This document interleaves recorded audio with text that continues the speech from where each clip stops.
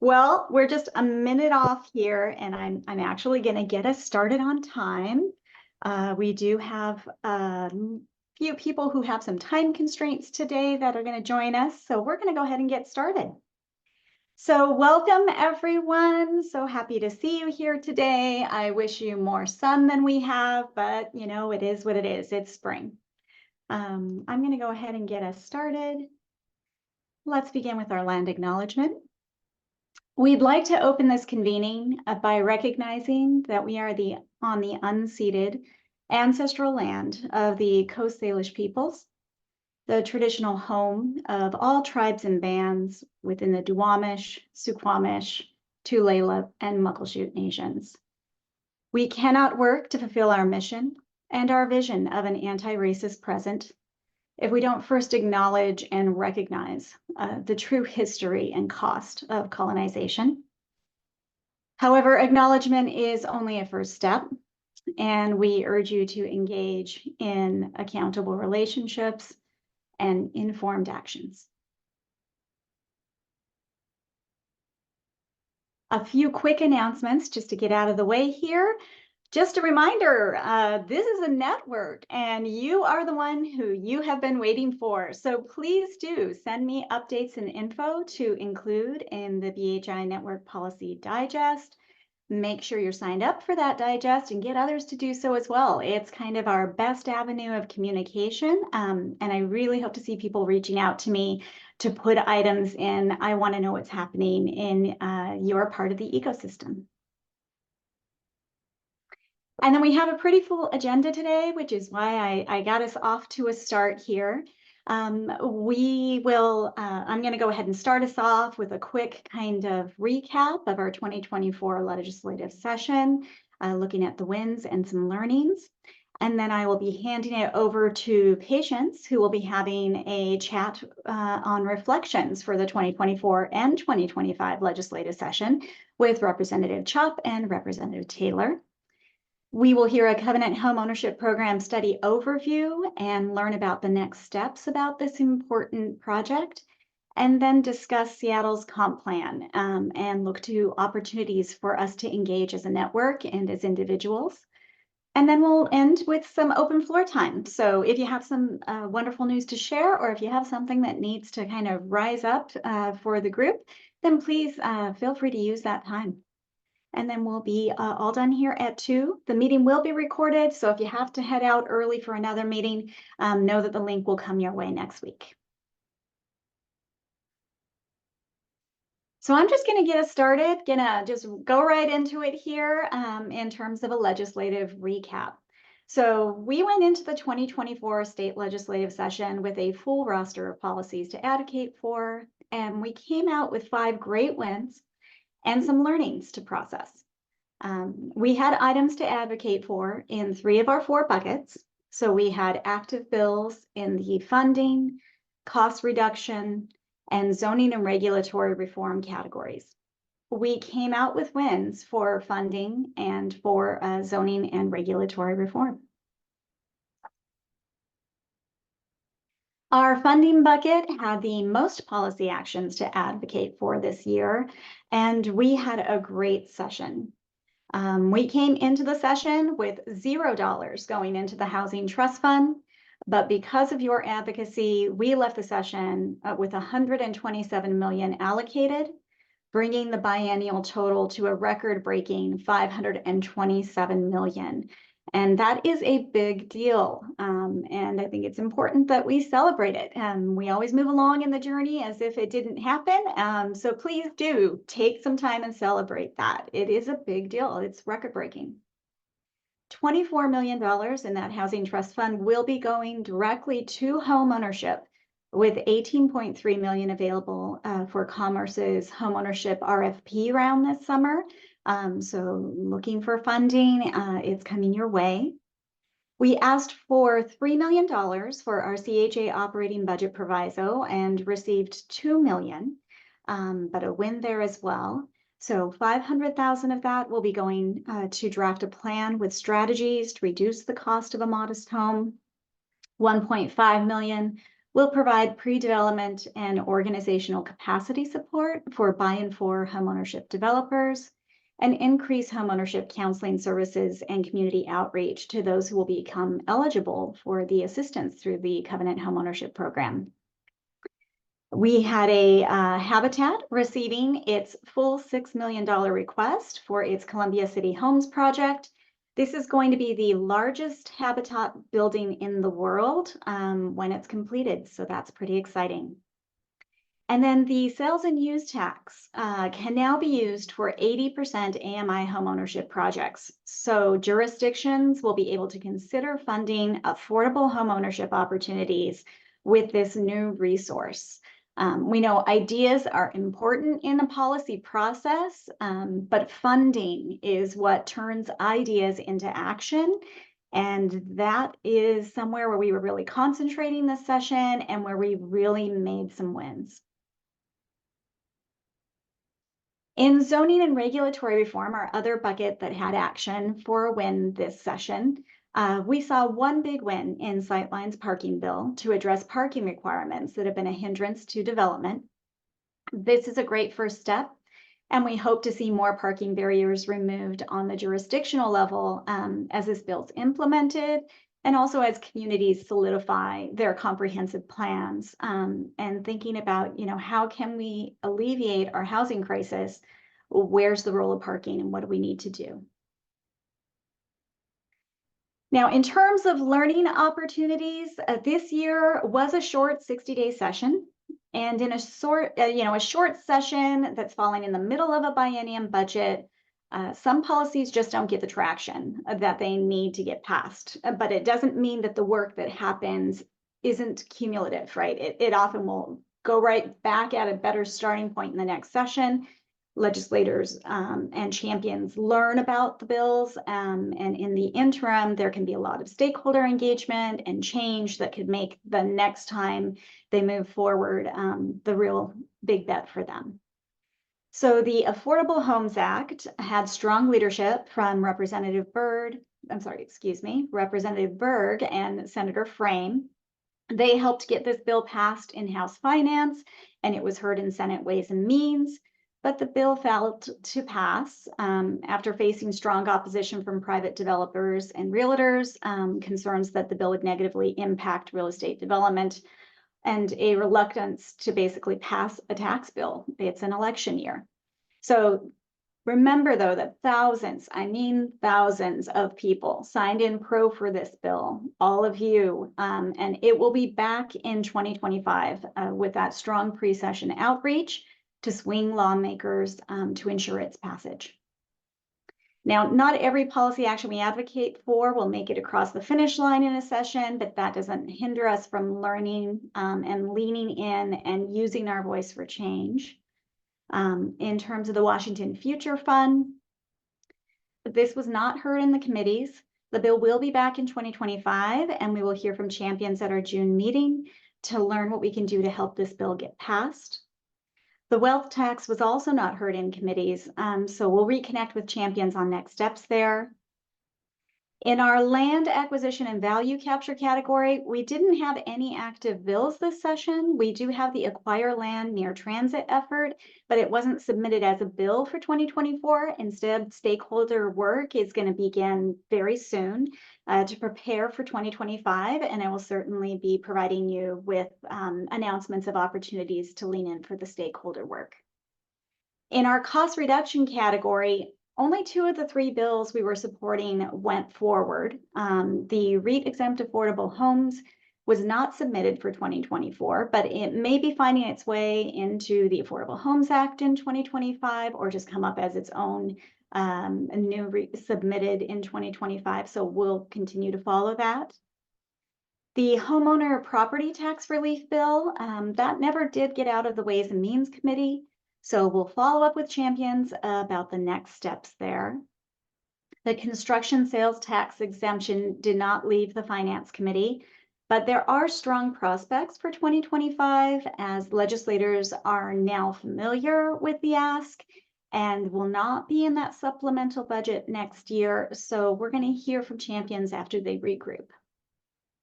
In our zoning and regulatory reform bucket, 2 of our 3 bills did not pass. Lot splitting, this was the pass the House very first day of the session, but then it stalled in the Senate in the end in the local government committee. Legislators were wary of this bill's interaction with comp plans in communities that were already in progress by different jurisdictions, but we'll hear from champions about next steps after they regroup. And then lastly, the transit-oriented development bill. So this passed the House, but it stalled in the Senate Ways and Means Committee, and the bill faced opposition from cities related to the scope and the scale of the required upzones, and also from private developers on the affordability requirement. We're going to focus our efforts on implementation of some of these concepts through the local comp plans, and then consider a 2025 direction for this bill. It's a real priority for the governor, the lieutenant governor, and for many legislators who have been speaking up about, TOD really needs to happen. And so we will be ready for 2025.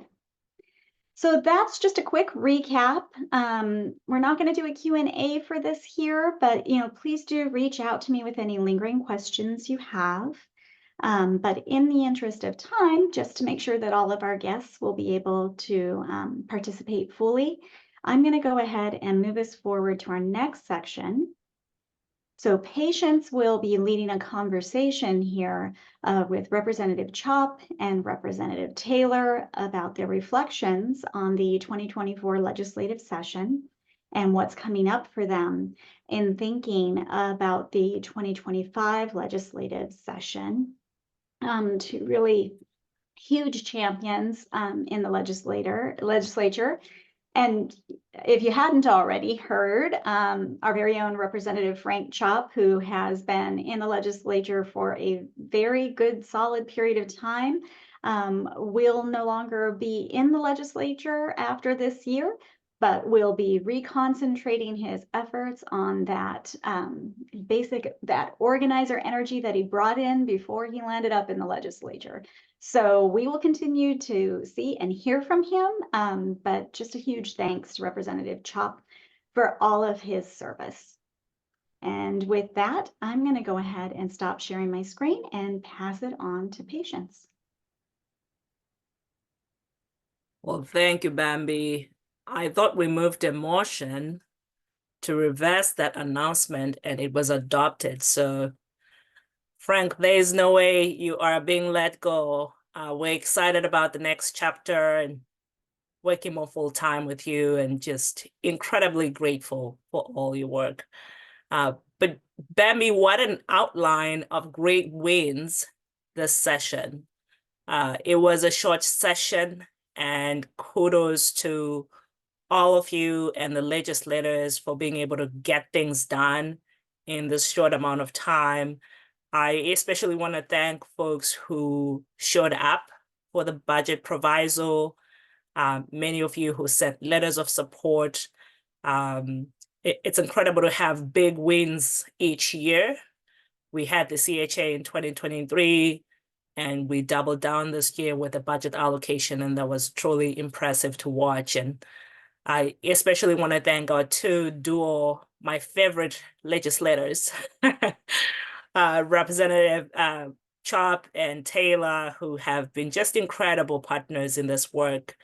You know the ins and outs of the budget and where to press for the money, and you make magic happen, and we're incredibly grateful for your leadership and partnership.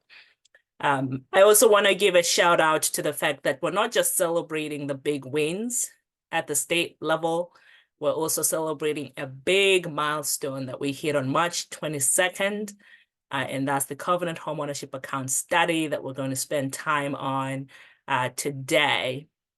Kudos to Steve and the Finance Commission team for their incredible work on that with the consultants who did the work. And congrats to the Washington State Covenant Homeownership Account Committee. I see Cliff representing here and looking forward to getting that work off the ground. So lots of good news across the board.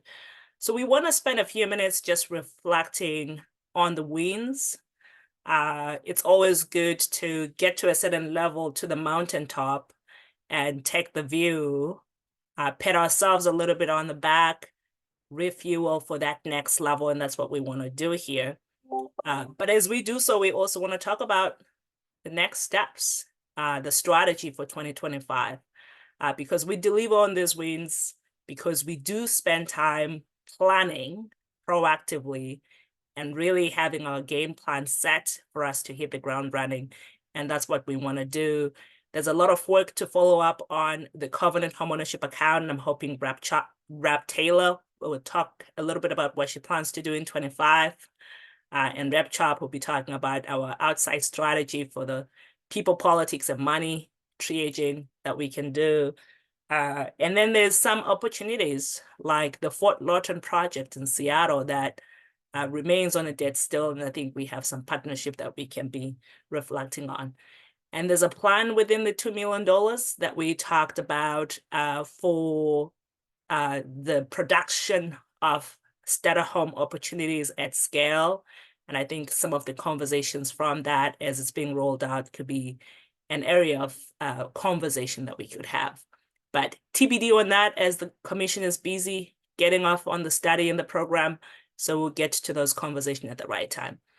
With that, Rep Taylor, Rep Chopp, want to kick us off on your reflections? Jamila, why don't you go first? No. No. All right, I'll go first, and I'll be super brief because I think Rep Chopp deserves all the flowers this year on us. I will say that I spent the bulk of my legislative energy in supporting the next steps on the Covenant bill, which was to steward the study, which you all will get fantastic information and information that will give us pause. And that pause is to help us propel for 25 and beyond. And the other part of the work that I concentrated on was establishing and making sure that the governor makes progress on making the appointments to the oversight committee. There are still some significant gaps there that I know this committee or this community can help fill and help put some pressure to get those positions aligned. What I know in just my, tiny bit of time now, having 2 terms, 4 years in, implementation is where the rubber meets the road when it comes to policy making. Your advocacy out there, getting the Covenant bill together, and the other efforts that I see you working on matters incredibly. But then the follow-up, and those who are not deeply invested in the policy are now implementing this policy and many more. And so how do we stay engaged in the future thinking as well as the implementation and the urgency of now? A lot of times we make pivots based on lack of action. And sometimes it's just making sure those who are in charge of implementing our policy understand our intent and understand where the energy from community really lies, because they're just not connected to the day-to-day and the ground level grassroots effort that you all put in. So that's, essentially my big picture for 25, and then things that are coming out of the study in terms of adjustment on the Covenant bill will be my particular focus there. And recognizing that there are other initiatives, policy-wise, that benefit our population of folks that we're trying to serve, and making sure that they have access to, for example, the Community Reinvestment Program, have access to the CCA dollars that are focused on home ownership in terms of like weatherization and things that help you increase your equity in your home. So there are things that are happening in that space that, while it's great policy, not everybody can afford policy that's implemented in the short term. So there will be some advocacy that I'll be doing that may not be specifically focused on the priorities of HTC, but it benefits the community of who we are serving and makes our economy as inclusive as possible. And so when we're talking about the number one asset builder in the nation is home ownership, we want to find ways to continue to help folks build out the intergenerational wealth. And I'll leave it at that. Yeah. I just want to underscore the CCA investments piece because that's fundamentally important. As much as it's not the core area of business for this group, it is our commitment to working towards the 3,000 Black homeowners in the next many years to ensure that as people get into that housing, they can see the equity in those homes, because we know study after study, it does show that when folks of color get into those homes, they don't often yield that equity level that any other homeowner can get to. So with that, the flowers are on the way. Representative Chopp, I agree that you deserve all the flowers and you're going to get a lot of them. So over to you. Well, I'm not dead yet, so you don't have to send flowers. Just establish that. Hey, great to see all of you, and also to have a great working relationship with all of you, including obviously Jamila and Bambi and Patience. I've really enjoyed the last couple of years, in large part because of their great involvement. At any rate, so by the way, I'm not retiring. I've been a community organizer for actually 50 years. So 20 years before I got in the legislature, and I got actually quite a few things done in the legislature, even though I wasn't a member. Have you heard of the Housing Trust Fund? I don't know. Anyway, so just keep in mind that there's all sorts of things we can do both inside and outside. Luckily, we have advocates like Jamila and others, Emily Alvarado, for example, Nicole Macri, and several, actually quite a few others who are really active in supporting housing, affordable housing. So luckily, we have a great team going forward in the legislature, and also because of your efforts, we got a lot of folks outside legislature. So yeah, just to highlight again, sort of what Bambi said, is that I feel really good about getting that extra money for the Housing Trust Fund, including an additional part, which I don't think was mentioned, is that we increased the amount of money going into IDD housing. A couple of years ago, it was only like $5 million. Now it's close to 50 million. And that's to help out the people that need help the most. Now, that's not home ownership, but it's an incredibly important need to provide housing for folks in partnership with nonprofit agencies. So we actually got several projects going on. I see Mark here as well, and actually identifying sites and building units, not just single family homes, but also within apartment blocks that we've arranged through sound transit law that we passed a few years ago. So that was a big step forward, and it's a real need. It's a moral imperative. However, I do want to say that there were a couple of things that did not happen, and I'm calling next year's session the no excuses session when it comes to these two issues. One is that we have to realize that a large percentage of people are really angry about the cost of rent going up exorbitantly in many cases. So there hopefully will be having some additional votes in the Senate for that, as well as leadership in the House to actually make that happen in some proposal for next year. Second of all, is we need an ongoing revenue stream to support the affordable housing. And I'm open for all sorts of ideas about what source you could use, but we put a lot of effort into the real estate transfer tax.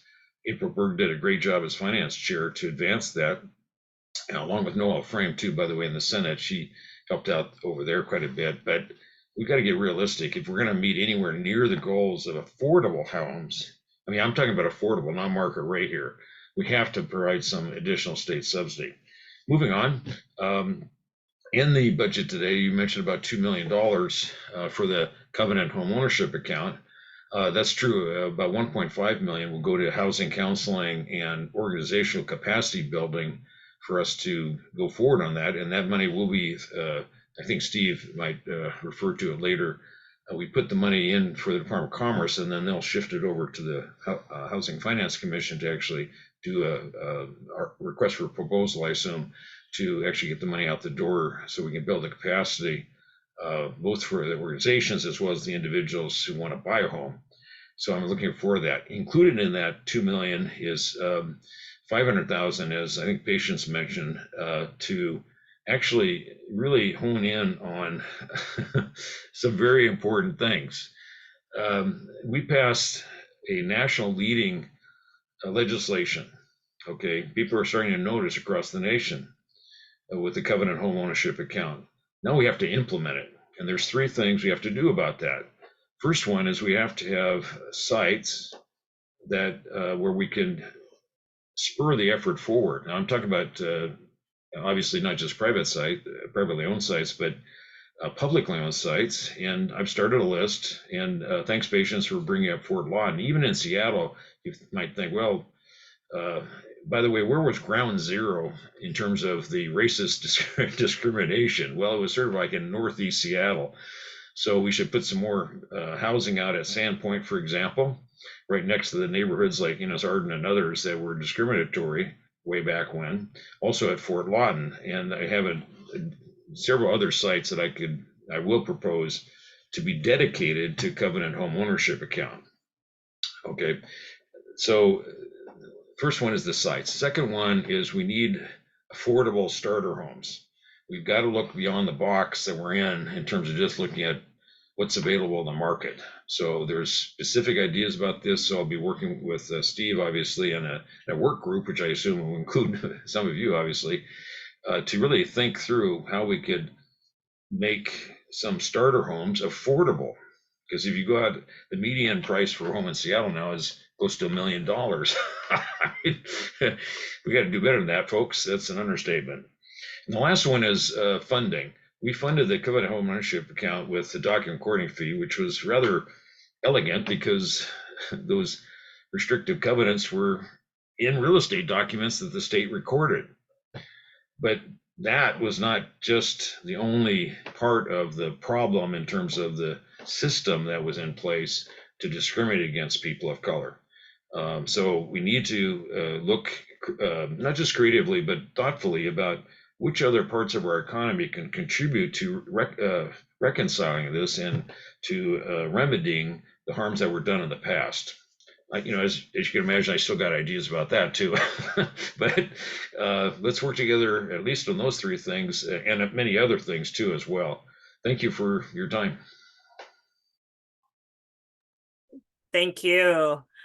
Well, Frank, I'll say that I don't know anyone with as many ideas as you do to solve for the affordable housing challenge. But I think the outlying aspect that you have is not only do you have ideas, you have the strategy and you get things done. And we're really incredibly grateful for your partnership.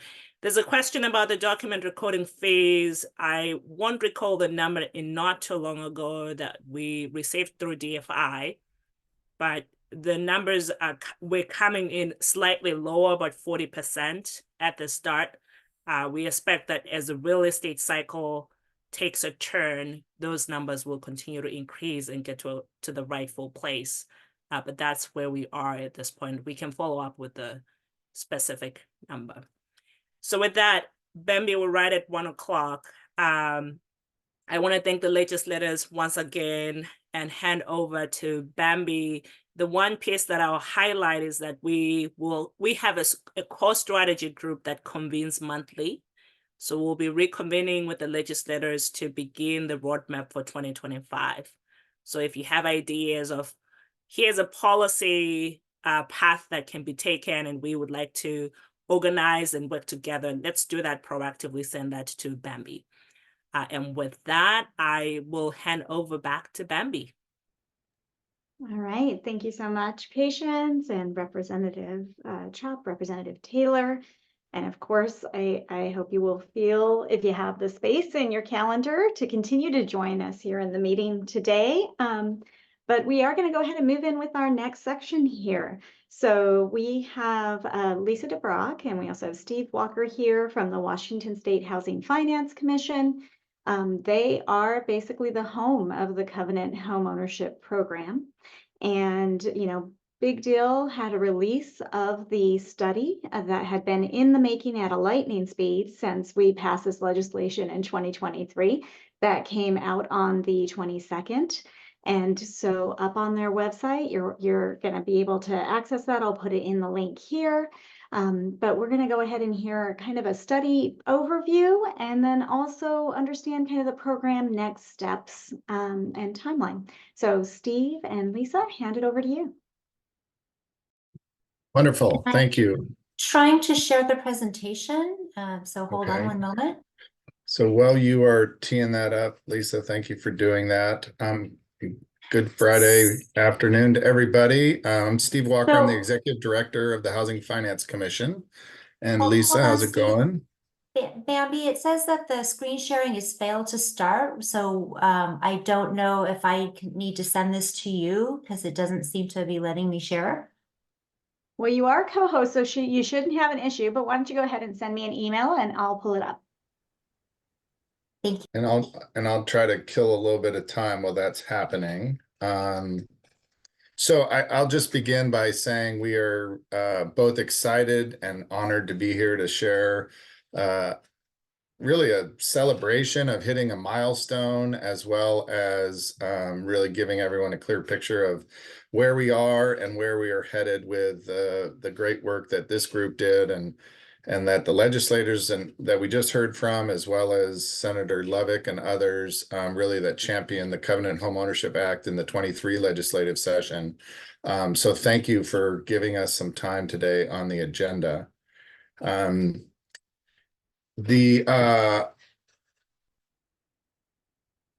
are we doing, Lisa?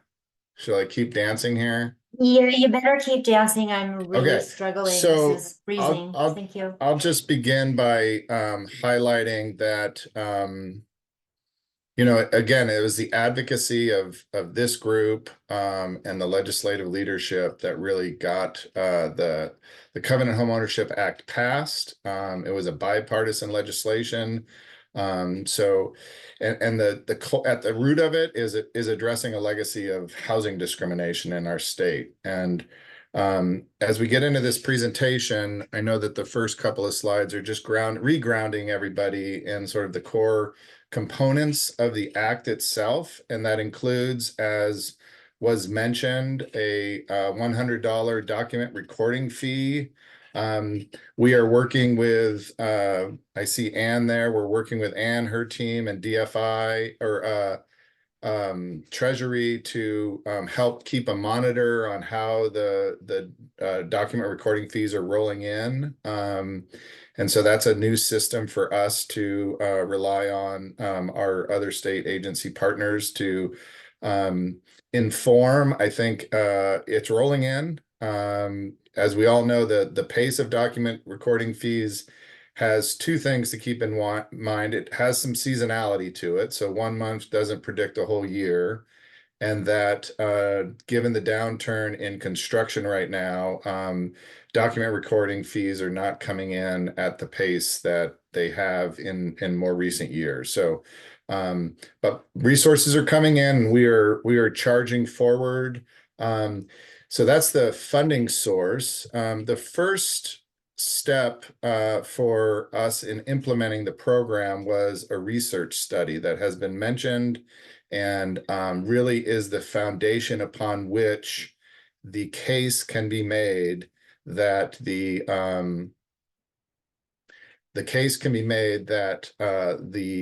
state of Washington was complicit in discriminatory practices that caused harm. And by making that case, then we can make a case that the state can then participate in remedying the harm that they caused and tap the commission in this instance to be that instrument to provide those remedies. So that's the research study. And that's really, I think Bambi or Patience just mentioned, we were in a track meet with a research team that I'll highlight here in a second, but we launched the study publicly and provided it to the legislature per the legislation on March 22nd.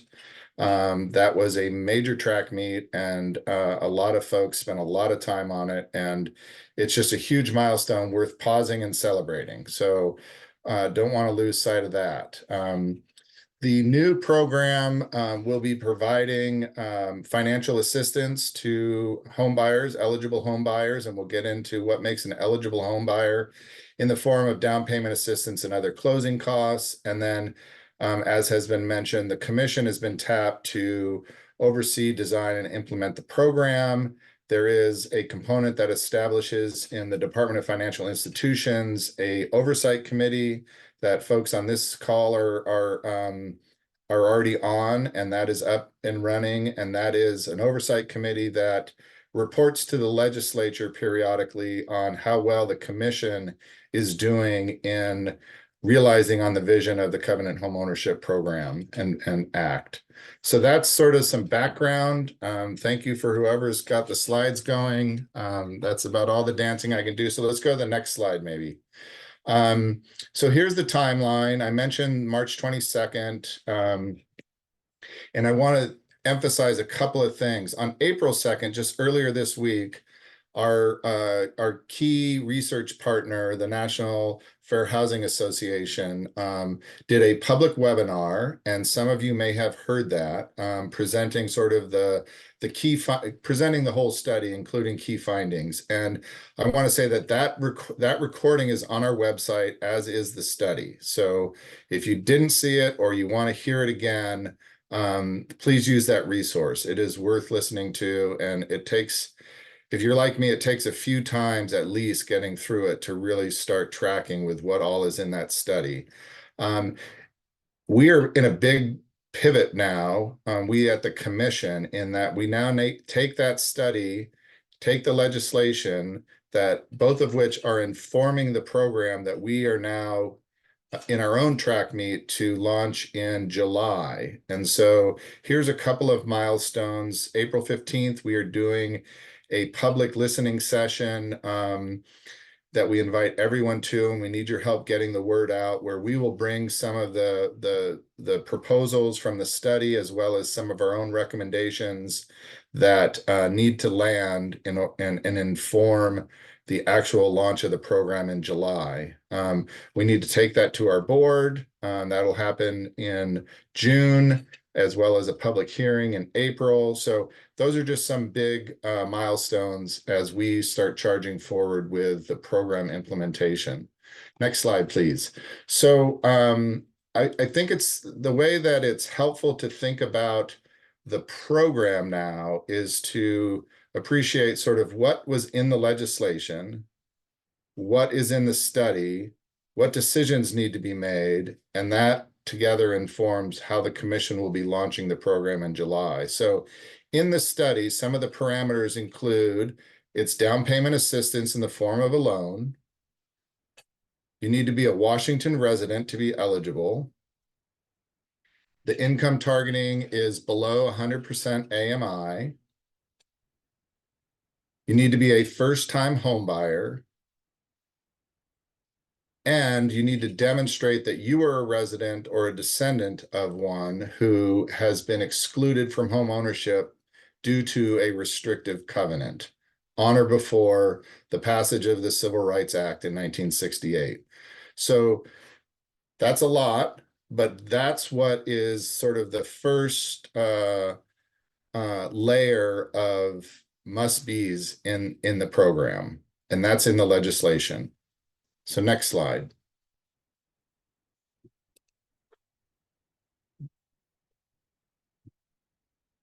Is that the next slide? I wanted to talk about the team. Is there a slide in between there?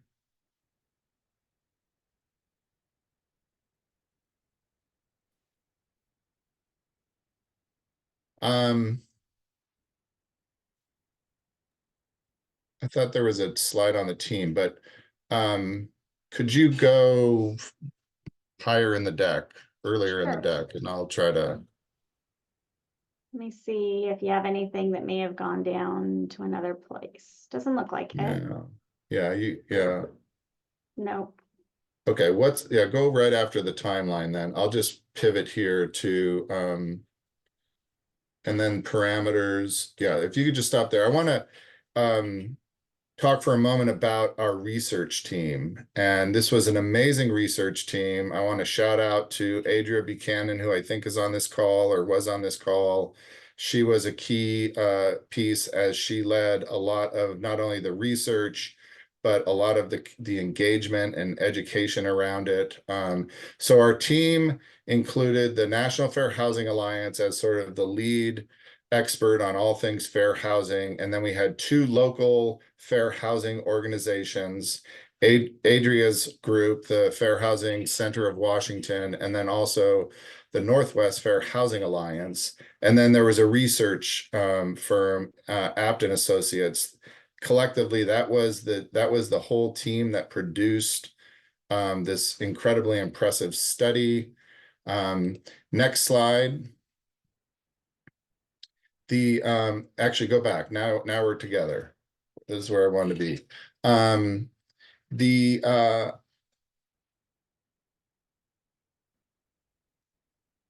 The methods sort of fall into two camps. It was a mixed method approach for you statisticians and policy analysts, an extensive in-depth literature review. There were key informant interviews, and then there was a deep dive into census data as well as a series of other data sources.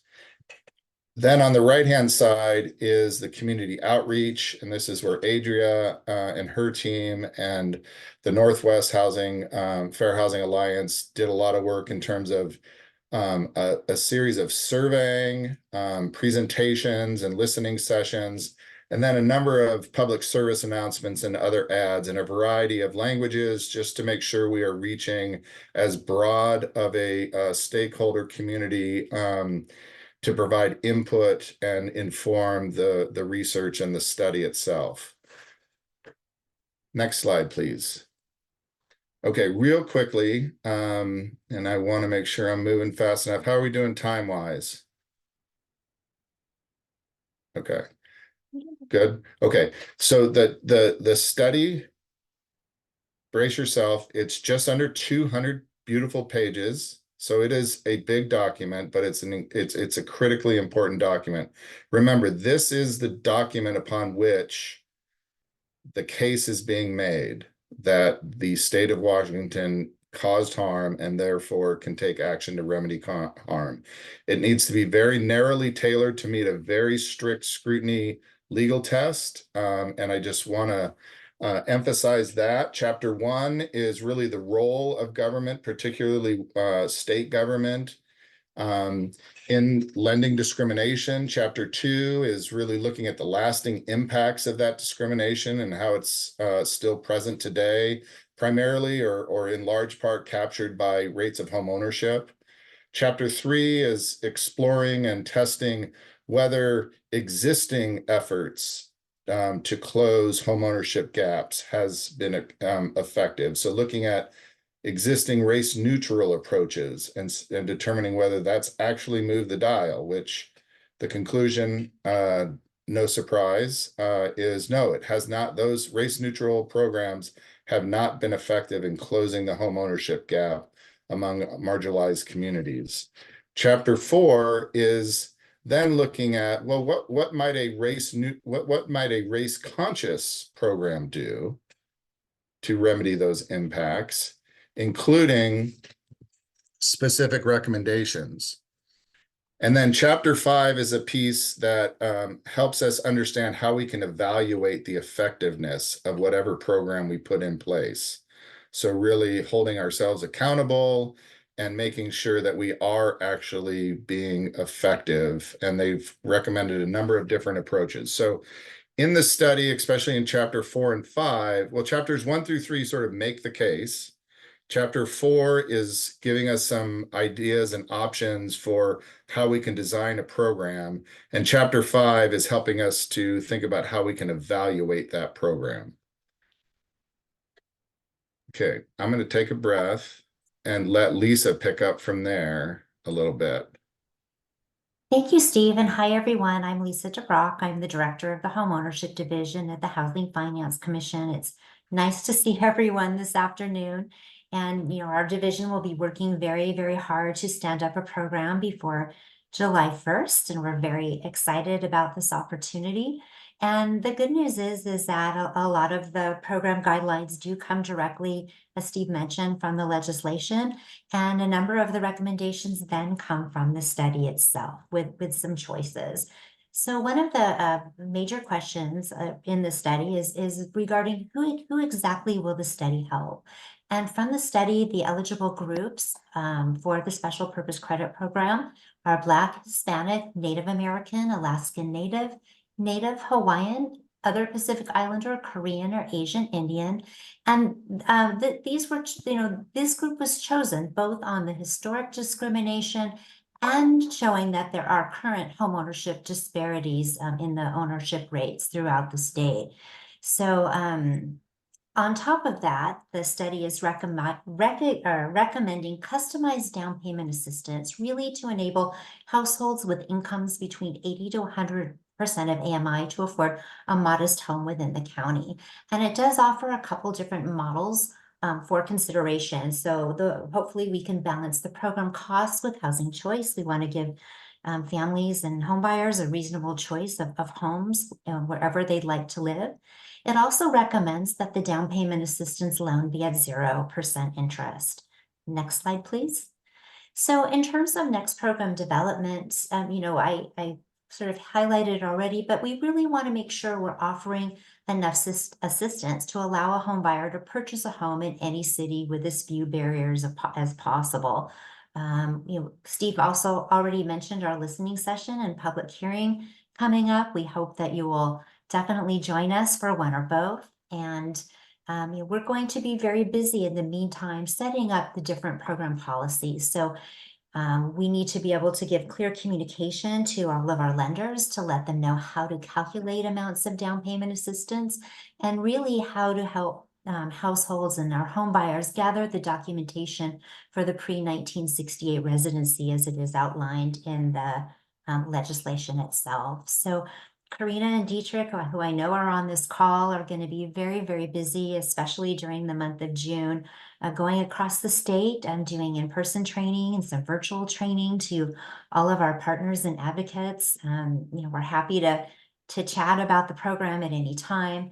Our communications team will be doing quite a bit of outreach to home buyers and lenders and within the community, which we're very, very excited about. But all in an effort to launch the program prior to July 1st. Next screen, please.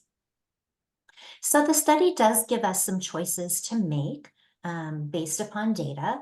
And one of the decision points that is outlined is actually on page 130 of the study. I think I have it memorized, is in regards to what percentile of home do we want to be looking at, a 20th percentile home or a 50th percentile home.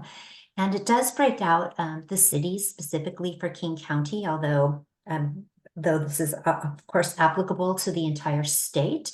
But it does give you some ideas of what these gaps are in different areas. And Seattle was mentioned earlier. So if you're looking at the Seattle area statistics, a modest home value is set at, I'm looking at the little writing here, 567.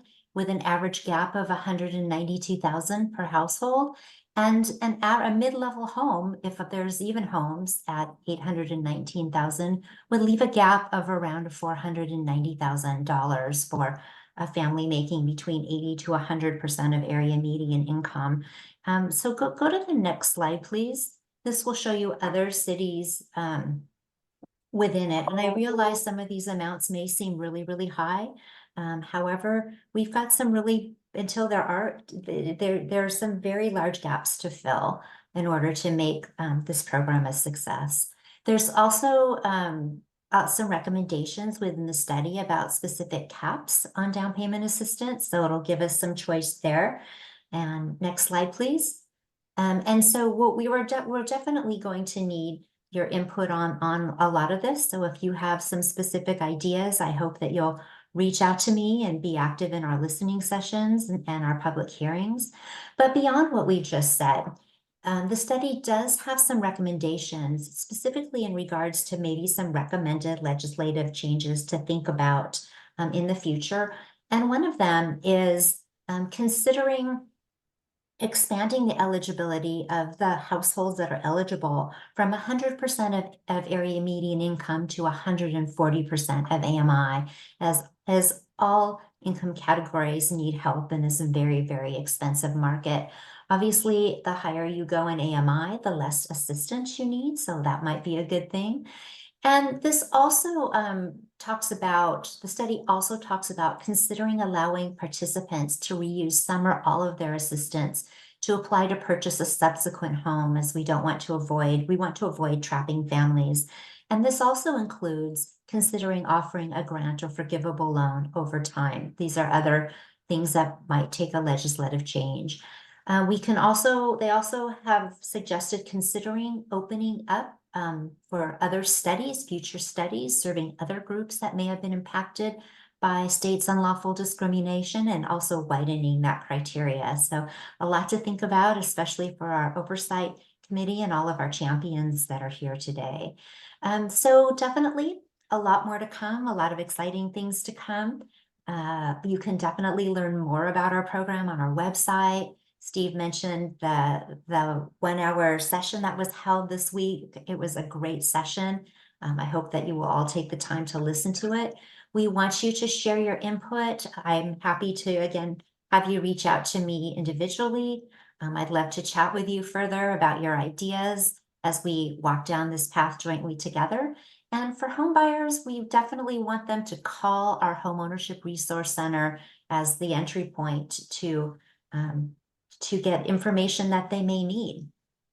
And with that, I think, Bambi, we're turning it over to you. Thanks for being so great about re-forwarding the slides. I appreciate it. You bet. So we do have a little bit of time here just for kind of top of mind questions that might be coming up for anyone in the call today. So, feel free to go ahead and step in here.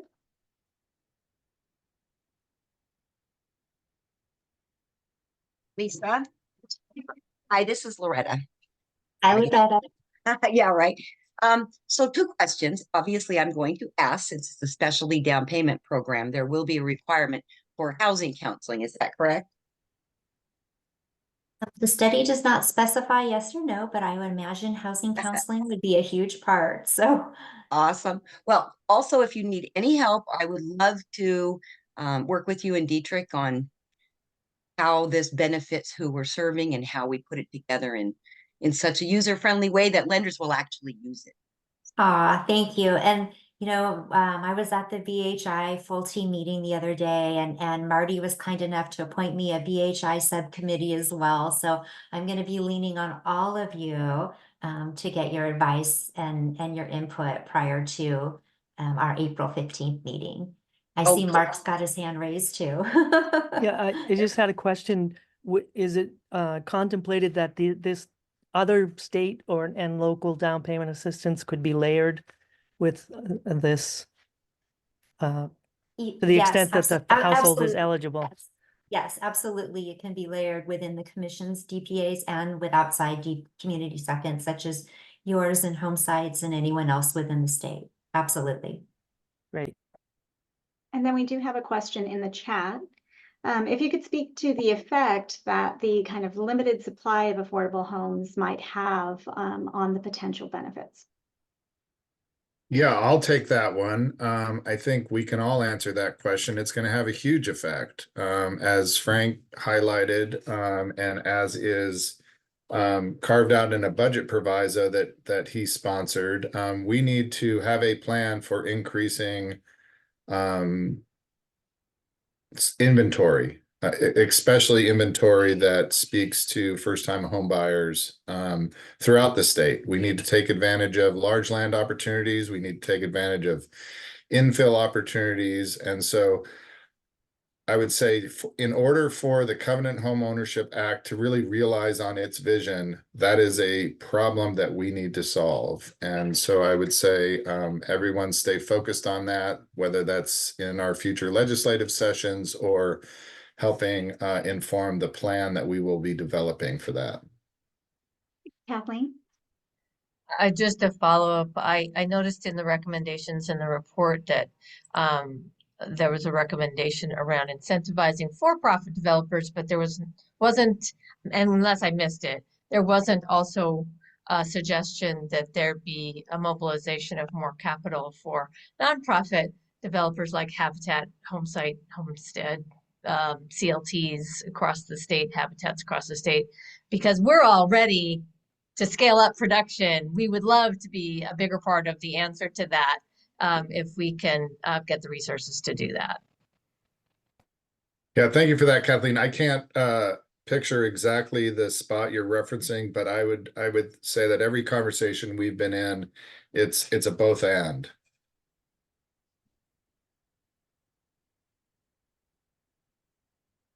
All right, any other questions coming up that someone wants to pop in the chat or go ahead and unmute and ask right now? I know it One takes more- a little time. Sorry. Loretta, go ahead. Yeah. I just had one more question regarding the voucher to support choice.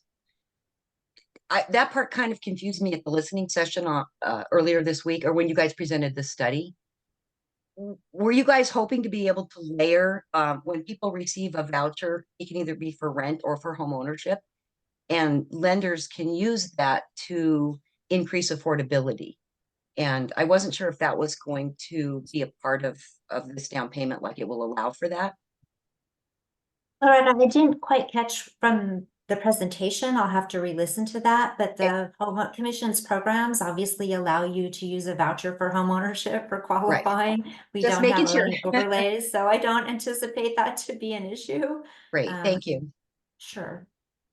Yeah, and then just in the original legislation, we were really conscious of the fact that, you know, we want to maximize opportunity. So there are statements within the legislation itself that acknowledge that other forms of assistance can be used along with anything that might be coming specifically from the Covenant Homeownership Program. All right, any other questions coming up for anyone? Sounds like we're going to have another couple of opportunities coming up very soon. Excited to see the date and time on the April 15th and then the April 25th. And I will be sure to make sure that everyone has the links that they need for that. Any last thoughts? All right, well, you know, we're doing great on numbers today. So I'm glad that we were able to do that. Thanks so much, Steve, and thanks so much, Lisa, Thank for you, guys. sharing. And again, I think it's hard for us to understand what a big lift getting this study done was, you know, when we're talking about it being a sprint.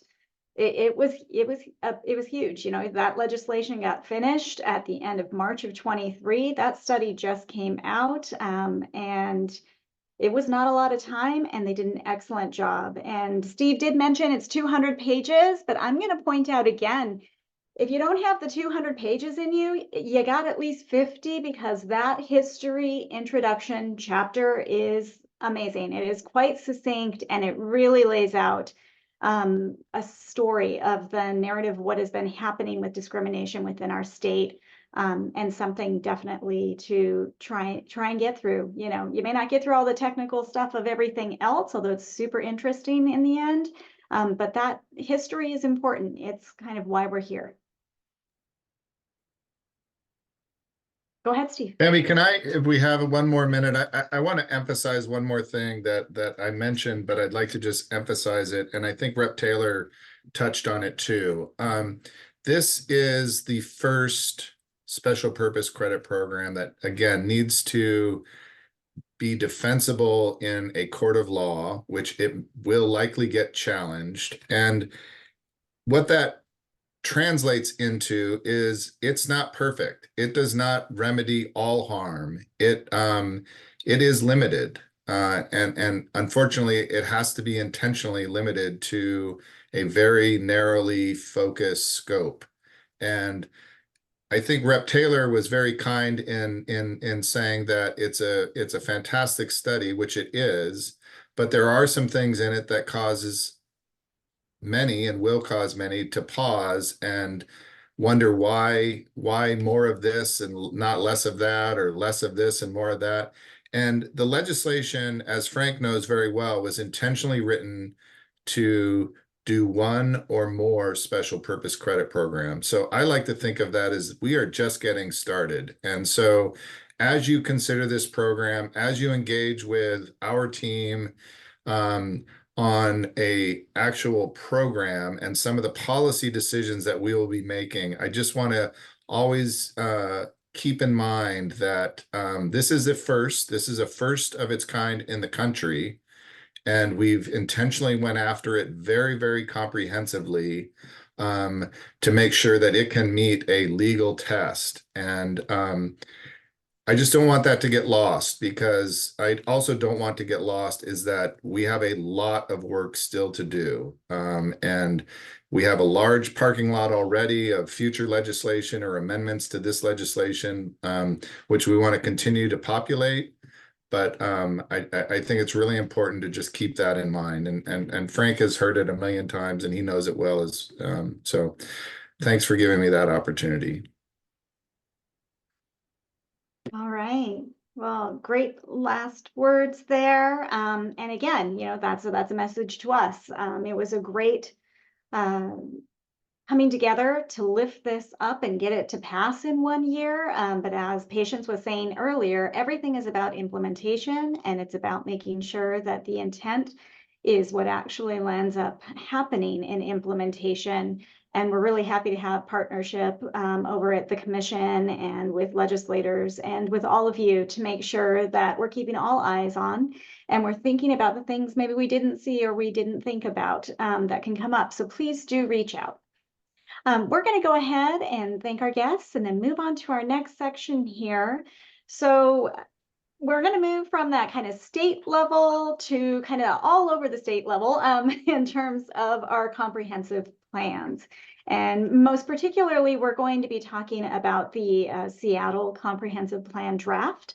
That is kind of hot off the presses, only about a month old at this point. And there were some issues about knowing when it was going to land.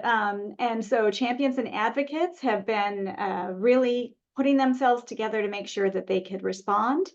And we're really excited to see Jesse here from HDC to be able to help us understand what is in that comp plan, how is that related to what we're thinking about here in our BHI shared priority, and how can we lean in to make sure that we're going to advocate for this moment that's going to define 20 years of pretty much what we can do.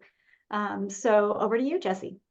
Yeah, thanks for that, Bambi. I'll just share screen here. So I think a lot of you know me already. If you don't, I'm Jesse Simpson, he, him pronouns. I'm the Government Relations and Policy Manager here at HDC. And I'm also co-chair of the Complete Communities Coalition, which is the group of folks who pulled together to work on the Seattle Comprehensive Plan update. It's been a long time in the making. These comprehensive plans, you heard me talk about them before, they're really a North Star for growth over the next 20 years. They provide a framework for zoning, for allowing what can be built and where, as well as what investments the city makes. Since 1994, the city has been utilizing a urban village strategy, which has a lot of issues in terms of equity. It channels growth into a very limited set of urban centers and urban villages, and restricts growth in the large areas of formerly single family, now neighborhood residential.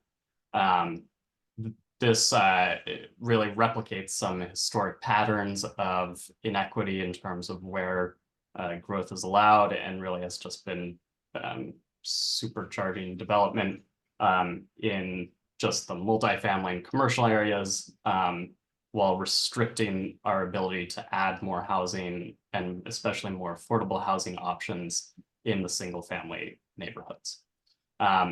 So this comp plan is really foundational for where affordable housing, both rental and ownership, is allowed to go. And I think there's also a big opportunity through these kinds of land use reforms to allow more broad abundance across the market, such that we're not looking at ever escalating median home prices that are like 850,000 now in Seattle and only have skyrocketed since our last comp plan. So I'm gonna try and move through a fair amount of content quickly here. So please leave any comments, questions in the chat, and we'll make sure we can get to them. So there's a ton of stuff in the draft plan. I'm gonna just focus on really the major pieces, which are the changes to the existing neighborhood residential areas. Unlike prior plans, this plan it is really focused on changing what can be built throughout the existing neighborhood residential areas. And there's a few different strategies they're using to expand what kinds of housing can be built. First off, they're expanding some of the urban centers, particularly around light rail, and then these handful of neighborhoods like Queen Anne, Upper Queen Anne, Greenwood, and Admiral, which have historically, the neighbors have been successful at keeping the villages very contained and tight on a commercial core. Plan also contemplates the creation of these some new neighborhood anchors, which are kind of a small focused area of allowing for more density around some little commercial nodes. 800-foot radius proposed in the current draft plan. The frequent transit corridors, the current draft plan only contemplates allowing for the mid-rise, like mixed use housing directly on the arterial, not in the walkshed around it. And then for the remainder of the city, which will still be much of it, there's the, which is staying as a neighborhood residential, there's updates to comply with the state HB 1110 law to allow for fourplexes in those areas. There's some nuance around that in terms of how it's limited development capacity. And I think in some ways it's not a huge change relative to what we can currently do with accessory dwelling units like mother-in-law apartments. And there's also an affordable housing density bonus. Before I move on to more details about the neighborhood residential stuff, are there any questions from the audience? Okay. All right. So this is getting at what I was talking about in more detail, showing both what the current code effectively allows you to do versus what the draft plan proposes. What stands out pretty immediately to me is that it is effectively just allowing a developer to chop up the existing developable square footage floor area ratio for the developers into 4 homes instead of 3 throughout much of the city. There is also helpfully a pretty big affordable housing density bonus. The city has not given a ton of information about the calibration of that. They've indicated that the intent is for it to be really utilized by affordable homeownership developers and by affordable, maybe some limited affordable rental developers too. But broadly, they are expecting it will require public subsidy to make projects along these lines pencil out. Saw Kathleen come off camera, so I'm sure she has some thoughts about that. All that said, it is, you know, I think there is a fair amount of stuff to build on off of this density bonus, and we have received information that it's more or less included based off of our feedback. It is a pretty substantial increase in developable capacity, and allowing you to go up to 4 stories. Jesse, I don't know Yeah. if I have this right. This is Peter. I heard somebody say the other day that in high risk displacement areas, the zoning is actually a little lower, like 3 units instead of 4 units Yeah. that they're being allocated for fear that it would create more displacement. And Yes. it just seems like that isn't the tool to manage displacement. You're actually taking value away from owners who are likely to be minority owners in high risk areas, and you just took a unit's worth of value away from their property. And Yeah. is there an explanation I'm missing here? Let me try and get through more of my presentation first before I go into. Okay, that may have been a little too detailed. Sorry. That can take a while to Okay. really go into the nuances of it. But yes, that at a high level, that's correct.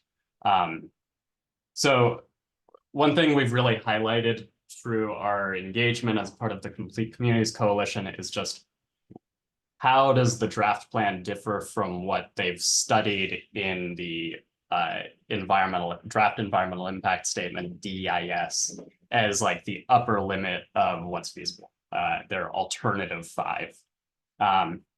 So on left is the draft growth strategy, and then we're overlaying it with the 2 components. First is like the neighborhood anchors that were studied but not ultimately included in the draft plan.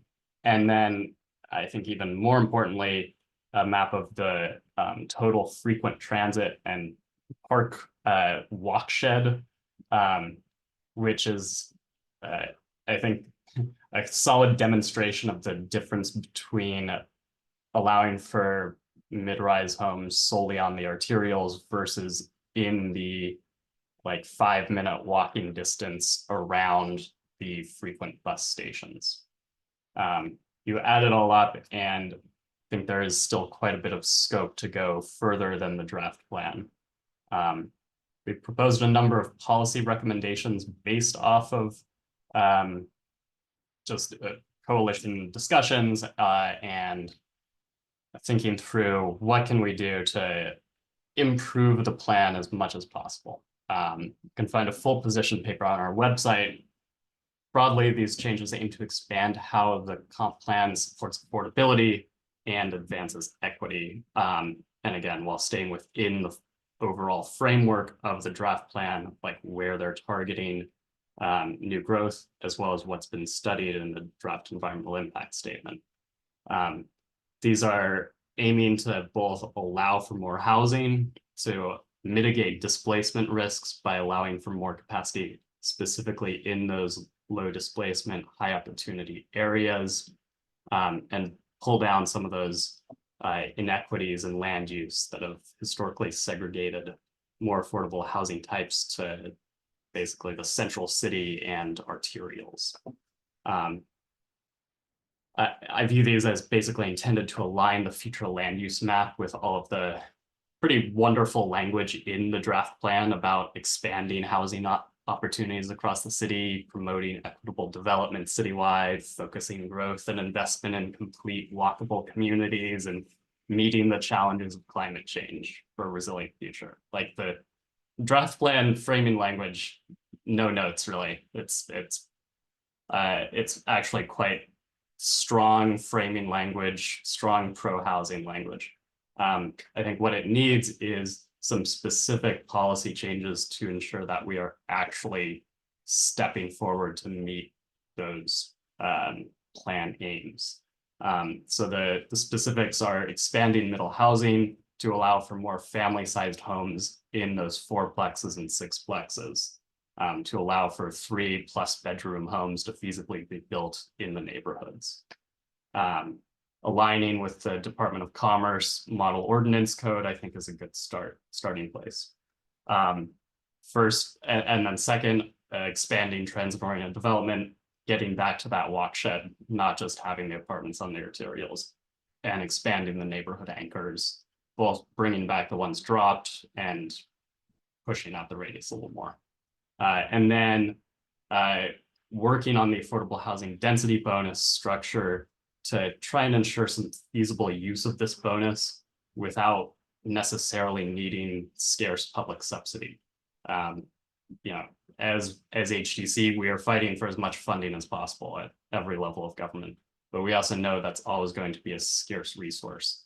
And so how can we set the calibrations of that program to allow for a broad range of developers, private, mission-based, to use this land use density bonus to build some affordable rental ownership housing.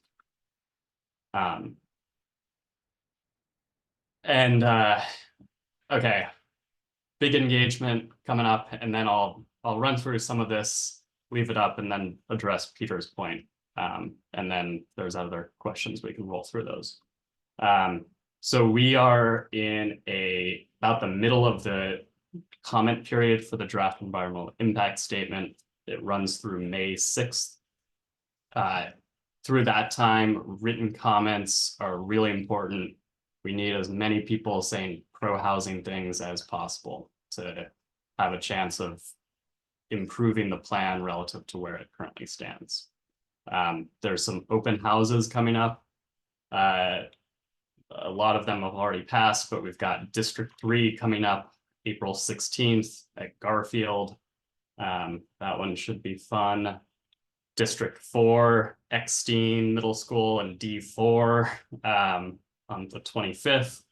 And then District 7 is the 30th, closing it out up on Upper Queen Anne, McClure Middle School. If you haven't already been to one of these, definitely encourage you to go. It's a good opportunity to talk with some of the direct planners, some of the decision makers, other people engaged in housing. We're also really focusing people more on the public hearings on the draft environmental impact statement. April 17th, unfortunately, falls directly during our annual celebration. So thanks for that, city. But if you, for whatever reason, you're not coming to that and are free, would strongly recommend you go. We'll be doing more mobilization for the 22nd, 6 to 9 p.m. Pulling together our full outreach mobilization strategy. More updates to come on our website, completecommunitiescoalition.org. We'll be getting a form letter out as soon as we can to help people kind of write some quick comments. And we'll also be circulating a coalition sign-on letter that many of you will hear an update from me. Cliff, do you have a question before I try to address Peter's comments about the anti-displacement? Yeah. Well, not so much on the anti-displacement framework. I think you're about to address that, but also just an FYI. So Habitat has a campaign up on its page. I'll put the link to the chat. But also, as Jesse knows, I've been to several of these open houses, and council members have shown up at every single one. So I would urge folks, both council members and people who work at OPCD, and from conversations I've had with both, they are really looking for guidance on this as much as some folks are looking for better alternatives and better solutions. So I would simply urge everyone to lean in and really attend these, bring your colleagues, bring constituents or members from your groups, depending on how your groups are organized, that they need to hear from folks like us. Yeah, thanks, Cliff. Gonna address Peter's, yeah, definitely agree. Mobilization's very important here, and it's a good opportunity to really start seeing the decision makers and talking to them. So in terms of the implementation of middle housing. The draft plan proposes in a limited number of high displacement risk neighborhoods, which are predominantly like South Beacon Hill, some little pockets of deep North Seattle, and like Highland Park and some Delridge area parts. There they propose limiting the number of homes per lot to 3 instead of 4, and pulling down the allowable floor area ratio from 0.9 to 0.8, and offsetting that with a 0.1 FAR increase if you're retaining the structure itself. This approach is attempting to get at, it's attempting to respond to some of the fears that increased development of middle housing in the high displacement risk areas is gonna push out longtime homeowners. Personally, I disagree with the approach. We have not made it a major part of our focused advocacy. I think, frankly, looking at what I've heard from small scale developers is that given the numbers that the city is currently setting, most developers will opt to go for 3 units per lot anyways at only a 0.9 FAR. So the reduction in terms of that is less impactful. I think there's a lot of other anti-displacement work and policies the city needs to put into place. But we have not made it a major focus. It's a non sequitur to me. I don't think the policy addresses displacement. It just is, it's not connected. So there's got to be other ways to manage displacement, like allowing owners to participate somehow in the development to reap the rewards, not taking value away from them in case they sell.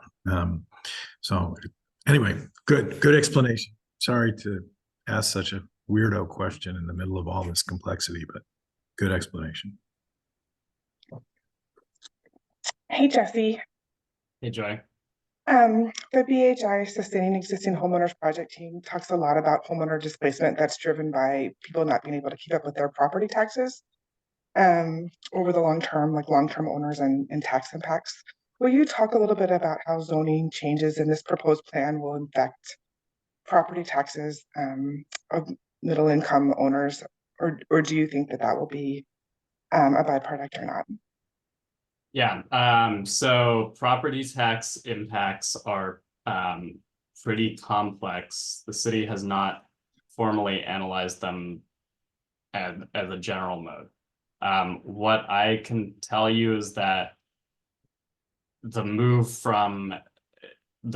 broadly across the entire city from the current single family plus 2 ADUs allowable space to this kind of 3 to 4 fourplex, potentially fee simple, to the extent that it increases anyone's property values, it's going to do so across the board, which, because property tax rates are set at the property taxes flow downhill from the total property value base. And so if you're increasing everyone's property value by, let's say, 5%, nobody's property taxes are actually going up. They basically work backwards from how much they need to raise or how much they're allowed to raise from property taxes, and determine they determine how much they need to charge per assessed value, like dollar per thousand. And that's how you determine how much an individual homeowner needs to pay. There may be there's more potential for impacts in areas where the zoning changes contemplated are larger, in the limited parts that are proposed to go up to the urban center kind of designation, and potentially some of the neighborhood centers. And I think that is a big part of why the city has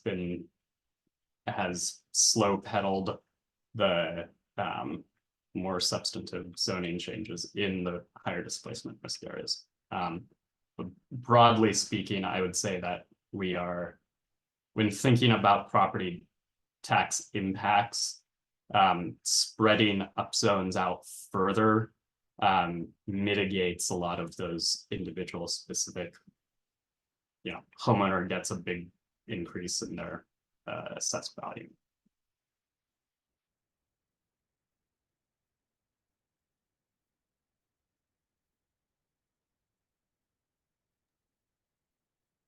And there's certainly work to be done in terms of finding exemptions or making the existing exemptions more broadly known and utilized.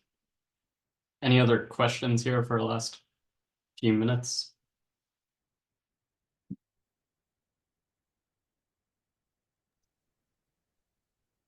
I'm just glad you're on our team.